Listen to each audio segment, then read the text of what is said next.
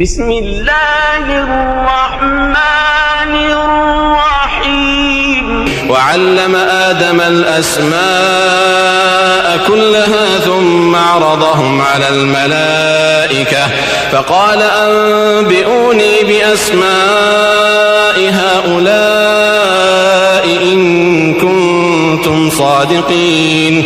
பின்பு ஆதமை படைத்து ஆதமுக்கு எல்லா பொருள்களின் பெயர்களையும் அவற்றின் தன்மைகளையும் கற்றுக் கொடுத்து அவற்றை அந்த வானவர்களுக்கு முன்பாக்கி, வானவர்களே, ஆதமுக்கு என் பிரதிநிதியாக ஆவதற்குரிய தகுதியில்லை என்று கூறினீர்களே, இதில் நீங்கள் உண்மையானவர்களாக இருந்தால் இதோ உங்கள் முன்னிருக்கும் இவற்றின் பெயர்களை எனக்கு அறிவியுங்கள் எனக் கூறினான். قالوا سبحانك لا علم لنا إلا ما علمتنا إنك أنت العليم الحكيم.